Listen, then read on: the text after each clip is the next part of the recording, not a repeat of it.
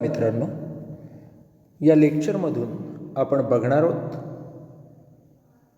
बहिर्गत वृद्धी कृती योजना, त्याच्यामध्ये कोणकोणत्या घटकांचा समावेश होतो, त्याचबरोबर वेगवेगळे पुनर्रचना डावपेच कोणते असतात व्यवसाय संस्थेसाठी याबद्दलची माहिती.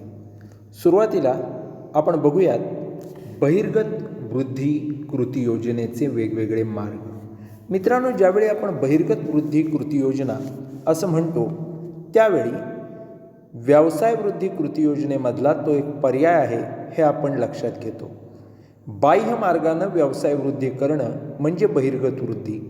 ज्यावेळी अंतर्गत मार्गानं व्यवसाय वृद्धी करणं शक्य नसतं किंवा अंतर्गत वृद्धी करायला साधनसामग्री पुरेशी नसते, अशा वेळेला व्यवसाय वृद्धीसाठी बहिर्गत मार्गाचा अवलंब केलावा लागतो. व्यवसाय वृद्धी करण्यासाठी अनेक व्यवसाय संस्था एकत्रितपणे उत्पादन करतात. ज्या व्यवसाय संस्थेला वर्षानुवर्ष तोटा होतो अशी संस्था दुसऱ्या एखाद्या सुस्थितीतल्या संस्थेत विलीन होते. बँकांचं विलिनीकरण आपल्याला माहीत असेल. अनेक तोट्यातल्या बँका या चांगल्या बँकांमध्ये ज्या फायद्यात आहेत त्यांच्यात विलीन होतात. अशा प्रकारे व्यवसाय वृद्धी ही बहिर्गत मार्गाने होते. एकत्रीकरण असेल, विलिनीकरण असेल, या प्रक्रिया केल्या जातात त्या धोक्याच्या आहेत. याचं कारण असं की या एका व्यवसाय संस्थेला आपलं विसर्जन करावं लागतं. म्हणजेच जुनी जी व्यवसाय संस्था असते जिचं विसर्जन होतं तिचं पूर्ण नामोनिशाण मिटून जातं. बहिर्गत मार्गानं व्यवसाय संस्थेची जर आपल्याला वृद्धी करायची असेल तर एकूण 4 मार्ग, 4 कृती योजना आपल्यासमोर असतात. पैकी पहिला असतो तो म्हणजे संयुक्त साहस, ज्याला म्हणतात जॉईंट व्हेंचर. दुसरा असतो तो म्हणजे एकत्रीकरण. तिसरा असतो विलिनीकरण आणि चौथा असतो परदेशी सहकार्य. आपण एक एक मार्ग याच्यामधला बघूयात. पहिला जो मार्ग असतो तो म्हणजे संयुक्त साहस. मित्रांनो, ज्यावेळी आपण संयुक्त साहस असं म्हणतो त्यावेळी जॉईंट व्हेंचर ज्याला इंग्रजीत म्हणतात त्यामध्ये नक्की काय असतं तर विशिष्ट उद्देशानं एकत्र येणाऱ्या 2 व्यवसाय संस्था म्हणजे संयुक्त साहस. संयुक्त साहसामध्ये निर्माण होणारी भागीदारी ही तात्पुरत्या स्वरूपाची असते. कारण ज्या व्यावसायिक उद्देशानं एखादी स्थानिक कंपनी, विदेशी कंपनी या एकत्र आलेल्या आहेत त्यांची भागीदारी ही त्या उद्देश साध्य झाला की संपुष्टात येते. आता एखाद्या मेट्रो रेल्वेचं मोठं काम करायचं असेल तर एखादी मोठी भारतीय कंपनी येईल जिच्याकडे सगळी साधनसामुग्री आहे, कामगार आहेत, पैसा आहे. एखादी जपानी कंपनी येईल ज्यांच्याकडे पैसा आहे, चांगलं तंत्रज्ञान आहे. दोघी एकत्र येतील आणि समजा एक मेट्रो प्रोजेक्टचं काम ते घेतील. प्रोजेक्ट सुरू झाल्यापासून संपेपर्यंत त्या संयुक्त साहसाचं, जॉईंट व्हेंचरचं अस्तित्व असेल. जेव्हा तो मेट्रो प्रोजेक्ट तयार होईल तेव्हा त्यांची भागीदारी संपुष्टात येईल. हे झालं संयुक्त साहस. रस्त्याचं बांधकाम असेल, पुलाचं बांधकाम असेल, अशा वेळेला 2-2 कंपन्या, 3-3 कंपन्या एकत्र येतात. तात्पुरत्या स्वरूपाची तेवढं स्पेसिफिक काम होईपर्यंत आपली भागीदारी तयार करतात. त्याला म्हणतात जॉईंट व्हेंचर किंवा संयुक्त साहस. याच्यामध्ये 2 देशातल्या कंपन्या देखील एकत्र येतात. विकसनशील देशामधली एखादी कंपनी, अप्रगत देशातली कंपनी जिच्याकडे तंत्रज्ञान, भांडवल, औद्योगिकरण यांची कमतरता असते. या उलट विकसित देशातली कंपनी ज्यांच्याकडे भांडवल असतं, तंत्रज्ञान असतं, कामगारांचा खर्च मात्र जास्त असतो, तो अप्रगत देशातली कंपनी कमी किमतीत त्यांना कामगार पुरवते. प्रोजेक्ट तिकडं अप्रगत देशात करायचे असतात. अशा वेळी या जॉईंट व्हेंचर, संयुक्त साहस किंवा तात्पुरत्या स्वरूपाच्या अशा भागीदारीमधून व्यवसाय वाढवता येतो या दोन्ही कंपन्यांना. अनेकदा संयुक्त साहसामध्ये 2 देशातल्या कंपन्या भांडवल पुरवतात. काही ठिकाणी विकसनशील देशामधली जी कंपनी असेल ती जागा देते, कच्चा माल देते, कामगार देते. या उलट विकसित देशामधली अमेरिका, जपान, ब्रिटन इथली किंवा जर्मनी इथल्या ज्या कंपन्या असतील त्या भांडवल आणि तंत्रज्ञान पुरवतात. विदेशी सहकार्यापेक्षा देखील संयुक्त साहसाचा मोठ्या प्रमाणावर वापर केला जातो. कारण संयुक्त साहसामध्ये नवीन कंपनीची मालकी ही दोन्हीकडे असते. म्हणजे एक देशी कंपनी आणि एक विदेशी कंपनी. संयुक्त साहस प्रकल्पाची पूर्णपणे छाननी ही केली जाते आणि त्यानंतरच प्रकल्प देशामधल्या आर्थिक धोरणाला अनुसरून ज्या देशात प्रकल्प करायचा आहे त्या देशाच्या हिताला प्राधान्य देणारा असा जर प्रकल्प तो असेल तर आणि तरच त्या देशाचं केंद्र शासन त्याला परवानगी देतं. याला म्हणतात संयुक्त साहस किंवा जॉईंट व्हेंचर. दुसरा जो बहिर्गत वृद्धी कृती योजना मार्ग असतो तो म्हणजे एकत्रीकरण किंवा अमलगमेशन.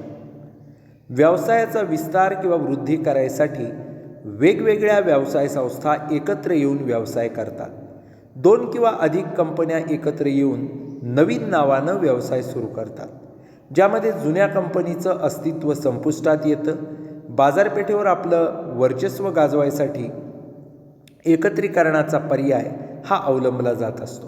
समजा एक्स आणि वाय अशा 2 कंपन्या असतील तर अशा वेळेला एक्स आणि वाय या 2 कंपन्या एकत्र येतात आणि झेड नावानं तिसरी कंपनी तयार करतात. याच्यामध्ये एक्स आणि वाय दोघींचंही अस्तित्व संपुष्टात आलं आणि झेड नावाची एक बलवान कंपनी तयार झाली, ज्याच्यात या 2 कंपन्यांचे सगळे रिसोर्सेस, 2 कंपन्यांचं सगळं भांडवल, सगळे कामगार, सगळं तंत्रज्ञान, सगळे ग्राहक सारं काही एकत्र आलं. याला म्हणतात अमलगमेशन. त्याच्यानंतर तिसरा बहिर्गत वृद्धी कृती योजनेचा मार्ग असतो तो म्हणजे विलिनीकरण आणि ताबा घेणं. मित्रांनो, विलिनीकरण म्हणजेच मर्जर. एकत्रीकरणाचा एक प्रकार आपण आत्ता बघितला अमलगमेशन, ज्याच्यामध्ये एक्स आणि वाय दोघी एकत्र येऊन झेड नावाची तिसरी कंपनी तयार झाली. विलिनीकरण करत असताना, मर्जर करत असताना इथं 2 कंपन्या एकत्र येतात, मात्र 2 एकत्र येऊन तिसरी इथं तयार होत नाही, तर 2 कंपन्यांपैकी एक कंपनी आपला व्यवसाय चालू ठेवते आणि दुसरी जी कंपनी असते ती मात्र आपल्या व्यवसायाचं विसर्जन करते. मर्जर काय असतं तर एक्स आणि वाय नावाच्या 2 कंपन्या असतील तर एक्स कंपनी आपला व्यवसाय चालू ठेवेल, वाय कंपनी एक्समध्ये मर्ज होईल, म्हणजेच वायच्या सगळे रिसोर्सेस असतील ते एक्स कंपनी विकत घेईल आणि वाय नावाच्या कंपनीचं अस्तित्व शिल्लक राहणार नाही, संपून जाईल. एक्स नावाची एकच कंपनी शिल्लक राहील. याला म्हणतात मर्जर किंवा विलिनीकरण. जी कंपनी आपला व्यवसाय पुढं तसाच चालू ठेवते म्हणजेच एक्स कंपनी, ही जी कंपनी विसर्जित होणार आहे म्हणजे वाय कंपनी, तिला मोबदला म्हणून रोख रक्कम देईल किंवा एक्स कंपनीतले काही भाग देईल, शेअर्स देईल. एखाद्या कंपनीला अंशतः किंवा पूर्णतः ताबा घेणं हा तिसरा प्रकार आहे एकत्रीकरणाचा, ज्याला ॲक्विझिशन असं म्हटलं जातं. ज्या कंपनीचा ताबा घेतला जातो ती कंपनी संपुष्टात येते. अनेक सतत तोट्यात चालणाऱ्या ज्या कंपन्या असतात त्या नफ्यातल्या ज्या कंपन्या असतात त्यांच्याकडून ताब्यात घेतल्या जातात. एक्स आणि वाय नावाच्या 2 कंपन्या असतील, वाय कंपनी ही सतत तोट्यात चालली असेल आणि एक्स कंपनी ही व्यवस्थित नफ्यात असेल, त्यांची फायनान्शियल पोझिशन चांगली असेल, तर एक्स नावाची कंपनी वाय नावाची कंपनी काय करेल, आपल्या ताब्यामध्ये घेईल, ॲक्वायर करेल. त्याला म्हणतात ताब्यात घेणं. मित्रांनो, एकत्रीकरण, विलिनीकरण आणि ताबा घेणं हे 3 वेगळे प्रकार आहेत. एकत्रीकरण म्हणजे अमलगमेशन. याच्यामध्ये 2 कंपन्या एकत्र येऊन तिसरी तयार होते. एक्स आणि वाय एकत्र आल्या, दोघी विसर्जित झाल्या, दोघी एकत्र येऊन झेड नावाची कंपनी तयार झाली. विलिनीकरण किंवा मर्जर म्हणजे काय तर एक्स आणि वाय या 2 कंपन्या होत्या, पैकी एक्स कंपनीनं वाय नावाची जी कंपनी होती ती शेअर देऊन, कॅश देऊन, काही मोबदला देऊन खरेदी केली. त्यामुळं वायचं अस्तित्व संपुष्टात आलं आणि एक्स ही कंपनी, एक्स आणि वाय सगळ्यांचे रिसोर्सेस एकत्र येऊन एक मोठी कंपनी म्हणून अस्तित्वात राहिली. त्याच्यानंतर ॲक्विझिशन किंवा ताबा घेणं म्हणजे काय तर एक्स आणि वाय 2 कंपन्या होत्या, वाय कंपनी तोट्यात चालली होती, एक्स कंपनी फायद्यात होती. त्यामुळं एक्सनं वाय नावाची तोट्यातली कंपनी जी होती तिचा ताबा आपल्याकडे घेतला. याला म्हणतात ॲक्विझिशन किंवा ताबा घेणं. यानंतर असतं ते म्हणजे परदेशी सहकार्य, फॉरेन कोलॅबोरेशन. मित्रांनो, संयुक्त साहस आणि परदेशी सहकार्य या 2 संकल्पना व्यवसाय जगामध्ये आज लोकप्रिय झालेल्या आहेत.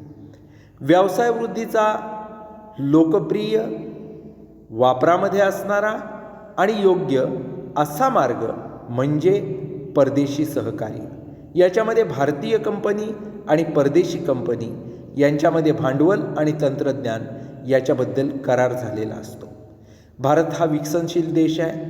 इथं कामगार, नैसर्गिक साधनसामग्री हे मोठ्या प्रमाणावर उपलब्ध आहे, पण इथं भांडवल आणि तंत्रज्ञान याचा मात्र मोठ्या प्रमाणावर तुटवडा आहे. भारतानं जर परदेशी सहकार्य स्वीकारलं तर भारताचा मोठ्या प्रमाणावर औद्योगिक विकास होईल. म्हणून परदेशी सहकार्याची संकल्पना ही भारतासारख्या विकसनशील देशात अत्यंत लोकप्रिय झाली. जपान, अमेरिका असे जे विकसित देश आहेत तिथली एखादी कंपनी काय करू शकते, तर तिथली कंपनी आपलं भांडवल आणि तंत्रज्ञान हे भारतात गुंतवते. भारतात मोठ्या प्रमाणावर नैसर्गिक साधनसामग्री आणि कमी खर्चामध्ये चांगले कुशल कामगार हे दोन्ही अवेलेबल आहे.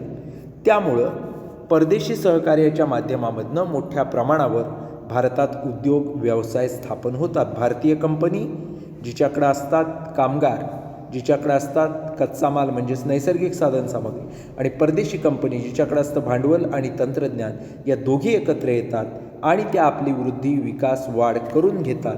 याला म्हणतात परदेशी सहकार्य.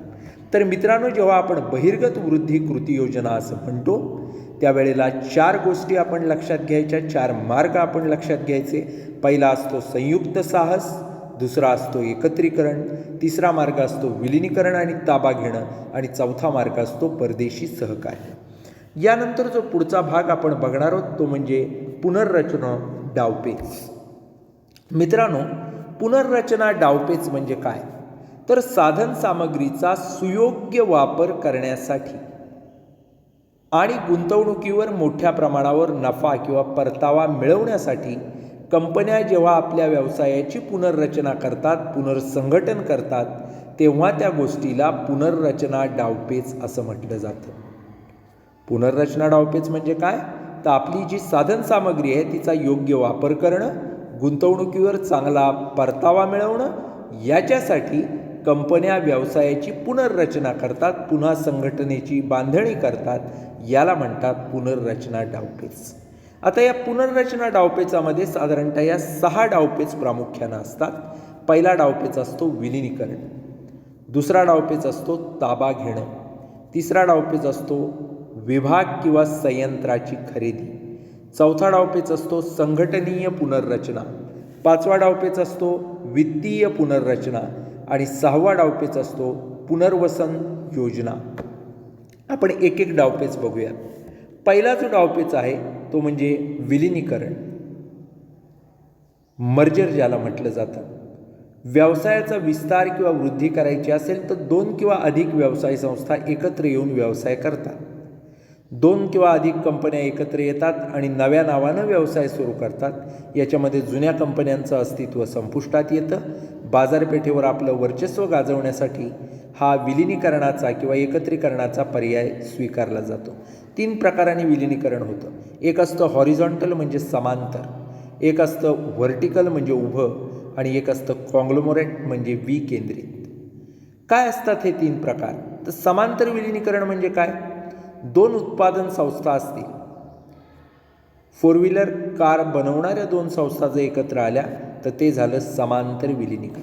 उभं विलिनीकरण म्हणजे काय, एक कार बनवणारी कंपनी, एक कारसाठी पार्ट्स मिळवणारी कंपनी, एक कारचं मार्केटिंग करणारी कंपनी, अशा चेनमध्ये एकत्र आल्या तर ते झाले व्हर्टिकल मर्जर, उभं विलिनीकरण. आणि विकेंद्रित किंवा कॉंग्लोमरेट मर्जर किंवा विलिनीकरण असं ज्या वेळेला आपण म्हणतो तेव्हा त्याच्यामध्ये काही वेगळ्या गोष्टींचा समावेश होतो. कोणत्या वेगळ्या गोष्टींचा समावेश होतो, तर ज्यावेळी आपण जे विलिनीकरण करतो ते केंद्रित स्वरूपाचं नसतं, अनेक ठिकाणी सत्ता केंद्र विखुरलेली असतात, तेव्हा त्याला विकेंद्रित विलिनीकरण असं म्हटलं जातं. यानंतर असतं ते म्हणजे दुसरं ताबा घेणं, टेक ओव्हर किंवा ॲक्विजिशन ज्याला म्हटलं जातं. एखाद्या कंपनीचा अंशतः किंवा पूर्णतः ताबा घेणं म्हणजे ताबा घेणं होय. ज्या कंपनीचा ताबा घेतला जातो ती कंपनी विसर्जित होते. अनेक वर्ष सतत तोट्यात जेव्हा कंपन्या चालतात तेव्हा अशा कंपन्या नफ्यातल्या कंपन्या ताब्यात घेतात. सर्वसाधारणपणे बघितलं तर जी कंपनी दुसऱ्या कंपनीला ताब्यात घेते ती 50% जास्त इक्विटी शेअर कॅपिटलचे सर्वसाधारण समभाग असतात ते त्या कंपनीचे खरेदी करते. आणि ज्या वेळेला एखाद्या कंपनीचे 50%हून जास्त समभाग एखाद्या कंपनीनं खरेदी केले की त्या संपूर्ण कंपनीवर नियंत्रण ठेवणं ज्यांनी ते भाग खरेदी केलेत त्यांना शक्य होत असतं. यानंतर जी गोष्ट असते ती म्हणजे विभाग किंवा संयंत्राची खरेदी. बाजारपेठेमध्ये किंवा वित्तीय स्थिती जी काय आहे ती सुधारण्यासाठी एक कंपनी दुसऱ्या कंपनीचा एखादा विभाग, एखादा संयंत्र किंवा प्लांट खरेदी करते. ज्या वेळेला कंपनी विभाग किंवा संयंत्र खरेदी करते त्या कंपनीची सगळी मालमत्ता आणि देणी खरेदी करत असते. बाजारपेठेत भक्कम स्थिती किंवा मक्तेदारी निर्माण करायची असेल तर त्याच्यासाठी अशा प्रकारची खरेदी केली जात असते. समजा एखादी मोठी सिमेंट कंपनी असेल तर ती दुसरी एखादी कंपनी असेल जिचा सिमेंट विभाग असेल तोच खरेदी करेल. कारण का? सिमेंटमधली कॉम्पिटिशन, स्पर्धा कमी व्हावी, आपली मक्तेदारी निर्माण व्हावी याच्यासाठी. यानंतर असतं ते म्हणजे संघटनीय पुनर्रचना. संघटनीय पुनर्रचना किंवा ऑर्गनायझेशनल रिस्ट्रक्चरिंग म्हणजे काय? तर स्पर्धेला तोंड देण्यासाठी, वित्तीय स्थिती सुधारण्यासाठी अनेक व्यवसाय संघटनीय पुनर्रचना करतात, आपली रचना बदलतात. काय काय याच्यामध्ये करतात? तर पहिला प्रकार असतो पुनर्गट. व्यवसाय संस्था सध्याच्या व्यवसायाचे सुधारित गट स्थापन करते. म्हणजे काय? तर डावपेचात्मक व्यवसाय संस्था की ज्या फक्त नफाच मिळवून देतात, ज्या संस्था बहुउत्पादन करतात, मल्टी प्रॉडक्ट, त्या नफ्यात असणाऱ्या वस्तूंचा गट निर्माण करून तो कार्यक्षमपणानं चालवतात. याला म्हणतात पुनर्गट. पुनर्गटामध्ये काय असतं? तर बघितलं जातं व्यवसाय संस्थेमध्ये कोणत्या वस्तूंचं प्रोडक्शन सेल आपला नफ्यात आहे त्यांचा एक गट करतात आणि तोच चालवतात. तोट्यातल्या गोष्टींच्या गटात घेत नाहीत, त्याला म्हणायचं पुनर्गट. त्याच्यानंतर असतं ते म्हणजे उत्पादन प्रक्रियेमध्ये बदल. अनेकदा उत्पादन प्रक्रियेतच बदल करून उत्पादन खर्च मोठ्या प्रमाणात वाचवला जातो, नफा मिळवला जातो. आता बऱ्याच वेळा होतं असं की दोन प्रकारे आपण उत्पादन करू शकतो. एक कामगार प्रधान तंत्रज्ञान वापरून आणि भांडवल प्रधान तंत्रज्ञान वापरून. आपल्या असं लक्षात आलं की कामगार प्रधान तंत्रज्ञान बंद केलं, भांडवल प्रधान वापरलं तर आपला उत्पादन खर्च निम्म्यावरती येईल. तर आपण एकदाच तेवढी भांडवल गुंतवणूक करून त्या पद्धतीनं तंत्रज्ञान वापरून आपण भांडवल प्रधान पद्धत वापरू शकतो किंवा अशा पद्धतीनं आपली पद्धत बदलू शकतो. म्हणजेच उत्पादन प्रक्रियाच बदलू शकतो. हे झालं संघटनीय पुनर्रचना. त्याच्यानंतर असतं शक्य असल्यास कर्मचारी कपात. बऱ्याच वेळा होतं असं की अतिरिक्त कर्मचारी आपल्याकडे असतात. अशा वेळेला अनेक कंपन्या आपण बघितल्या तर अतिरिक्त कर्मचाऱ्यांना VRS घ्यायला सांगतात, व्हॉलंटरी रिटायरमेंट सिस्टीम, किंवा काही कर्मचारी कमी केले जातात. अनेक मोठ्या कंपन्या काय करतात तर आपली कार्यक्षमता वाढवतात, कर्मचाऱ्यांची संख्या कमी करतात, त्यांच्यावरचा खर्च कमी करतात. हे देखील केलं जातं. यानंतर संघटनीय पुनर्रचनेत अजून एक गोष्ट असते ती म्हणजे आउटसोर्सिंग, ज्याला बाह्य स्रोत असं म्हटलं जातं. याच्यामध्ये अनेक कंपन्या स्वतःचं कर्मचारी बळ किंवा कर्मचारी संख्या कमी ठेवतात. कमी करण्यासाठी काय करतात तर अनेक कामं बाहेरून करून घेतात, ज्याला आउटसोर्सिंग म्हणतात. त्यामुळे जे स्थिर खर्च असतो त्याचं रूपांतर अस्थिर खर्चात होतं. कर्मचारी बोलावले की त्यांना ऑफिस पाहिजे, वेगवेगळ्या फॅसिलिटीज पाहिजेत, यंत्रसामग्री पाहिजेत. ते काम बाहेरून करून घेतलं तर ठराविक पैसे त्यांना दिले की काम आपोआप होतं. आज परदेशातल्या अनेक कंपन्या अशा आहेत की जिथं कुशल कामगार मिळणं कठीण जात आहे, त्यांचे वेजेस, सॅलरी जास्त आहेत. अशावेळी ते भारतासारख्या विकसनशील देशात जिथं कामगार मोठ्या संख्येने उपलब्ध आहेत, कौशल्यपूर्ण आहेत, अशा ठिकाणून अनेक कामं आउटसोर्सिंगच्या माध्यमातून करून घेत आहेत. हे का करून घेत आहेत? तर हा संघटनीय पुनर्रचनेचा प्रकार आहे. आपला खर्च कमी करण्यासाठी हे करत आहेत. यानंतर असतं ते म्हणजे वित्तीय पुनर्रचना. मित्रांनो, ज्यावेळी आपण वित्तीय पुनर्रचना किंवा फायनान्शियल रिस्ट्रक्चरिंग असं म्हणतो त्यावेळी त्याच्यामध्ये वित्तीय रचनेत मोठ्या प्रमाणात बदल केला जातो. कंपनीची मालकी, कंपनीचं नियंत्रण याच्यावर भर दिला जातो. 3 प्रमुख स्ट्रॅटेजीज, 3 प्रमुख धोरणं या वित्तीय पुनर्रचनेसाठी वापरली जातात. पहिलं धोरण असतं ते म्हणजे सार्वजनिक कंपनीत रूपांतर. दुसरं असतं कर्ज भाग अदलाबदल, डेप्ट इक्विटी स्वॅप असं ज्याला म्हणतात. आणि तिसरं असतं ते म्हणजे भागांची पुनर्खरेदी, बायबॅक ऑफ शेअर्स. पहिलं धोरण आपण बघू, सार्वजनिक कंपनीत रूपांतर. एखादी खाजगी कंपनी असेल तर तिचं रूपांतर सार्वजनिक कंपनीत केलं जातं.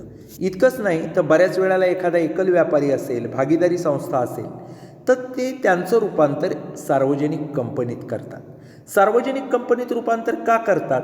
तर जर आपण सार्वजनिक कंपनीत रूपांतर केलं तर भांडवल वाढवणं, व्यवसायाचा विस्तार करणं, वृद्धी करणं याच्यासाठी डावपेच आखणं आणि राबवणं हे सार्वजनिक कंपनीला सोयीचं असतं. त्यामुळे एकल व्यापारी असेल, भागीदारी असेल किंवा खाजगी कंपनी असेल ते आपलं रूपांतर सार्वजनिक कंपनीत करतात, ज्यामुळं त्यांना आपली भांडवल वृद्धी करणं, वित्तीय वृद्धी करणं शक्य होतं. त्यानंतर दुसरा जो प्रकार असतो वित्तीय पुनर्रचनेतला तो म्हणजे कर्ज भाग अदलाबदल. कंपनीच्या कर्जावरच्या व्याजाची, मुद्दलाची परतफेड करणं हे बऱ्याच वेळेला अशक्य होतं. अशा वेळेला कंपनी कर्जाच्या किमतीचे भाग, शेअर्स हे कर्जधारकांना देते. त्यामुळं कंपनीचा कर्जाचा बोजा कमी होतो, वित्तीय स्थिती सुधारते. बऱ्याच वेळेला अशा प्रकारे डेप्ट इक्विटी स्वॅप किंवा कर्ज भाग अदलाबदल केली जाते. आपण कोणाकडून तरी कर्ज घेतलेलं असतं, त्यांना आपण हप्ते देत असतो, व्याजाचे हप्ते देत असतो, मुद्दलाचे हप्ते देत असतो. हे कुठंतरी कंपनीला गैरसोयीचं होतं, अशक्य होतं ही परतफेड करणं. अशा वेळी ते जे कर्ज असतं ते शेअर्समध्ये, भागामध्ये कन्व्हर्ट केलं जातं. ज्यांच्याकडून कर्ज घेतले त्यांना समभाग किंवा शेअर्स दिले जातात. त्यामुळे आपोआप कर्जाचा बोजा कमी होतो आणि कंपनीची वित्तीय स्थिती सुधारते. वित्तीय पुनर्रचनेमधला जो तिसरा भाग असतो तो म्हणजे भागांची पुनर्खरेदी, ज्याला बायबॅक ऑफ शेअर्स असं म्हटलं जातं. कंपनी खुल्या बाजारामध्ये जाऊन स्वतःचेच भाग स्वतः खरेदी करते. एक्स नावाची कंपनी असते, शेअर मार्केटमध्ये तिचे भाग किंवा शेअर्स असतात. अशा वेळेला लोक ते खरेदी विक्री करत असतात. त्यांच्याबरोबरच स्वतः एक्स नावाची कंपनी बाजारात जाते आणि स्वतःचे शेअर खरेदी करते. याला म्हणतात बायबॅक ऑफ शेअर किंवा भागांची पुनर्खरेदी.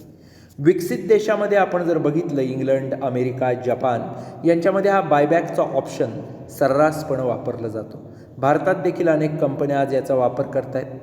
SEBI, securities exchange board of India, भारतामधले जे वित्तीय व्यवहार आहेत, स्टॉक एक्सचेंजेस आहेत, याच्यावरती नियंत्रण ठेवण्यासाठी ही संस्था तयार केलेली आहे, सेबी नावाची. ती संस्था भागांच्या पुनर्खरेदीबद्दल काही नियमावली देत असते. ती नियमावली पाळूनच स्वतःच्या भागांची पुनर्खरेदी करावी लागते. यानंतर जे शेवटचं असतं डावपेच, पुनर्रचना डावपेचांमधला, तो असतो पुनर्वसन योजना, रिहॅबिलिटेशन स्कीम.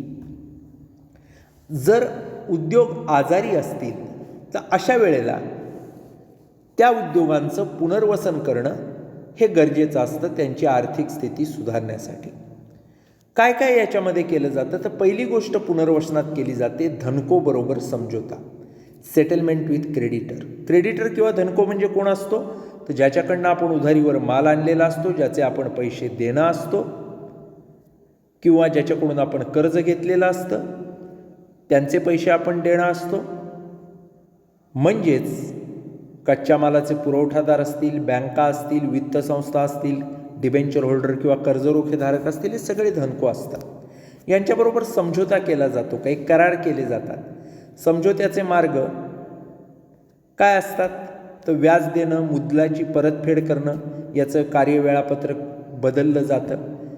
कर्जदारांना शेअर दिले जातात. देय रक्कम त्यांना ती हप्त्यानं द्यायची सोय त्यांच्याकडून घेतली जाते. अशा गोष्टी करून आजचं जे पेड करायचे पैसे ते उद्या, उद्याचे परवा असं करून व्यवसाय धनकोबरोबर समझोता निर्माण करतो. दुसरं असतं पुनर्वसन योजना, ती म्हणजे खर्चावर कडेकोट नियंत्रण. आजारी उद्योगांना त्यांचा उत्पादनाचा असेल किंवा इतर जे खर्च असतात ते नियंत्रणातच ठेवावे लागतात, तरच आर्थिक स्थिती सुधारू शकते. त्यानंतर अतिरिक्त भांडवलाची तरतूद.